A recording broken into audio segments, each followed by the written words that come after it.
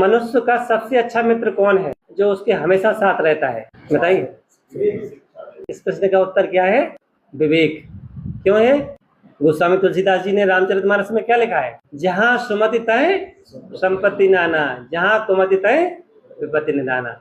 सुमति का मतलब जहाँ विवेक है वहाँ सिद्धियां अपने आप आएंगी, समृद्धि अपने आप आएगी, असंभव काम भी संभव होते जाएंगे। आपके पद प्रतिष्ठा, धन दौलत, मान सम्मान, दोस्त यार कभी भी आपका साथ छोड़ सकते हैं, पर विवेक हर परिस्थिति में आपको मार्गदर्शन देता है, दिशा दिखाता है। हमें विवेक को अपने जीवन में प्राथमिकता देना है। जो मन के विचार आते हैं उनको विवेक रूपी परखी से परखना है, उसके बाद ही आगे बढ़ना है।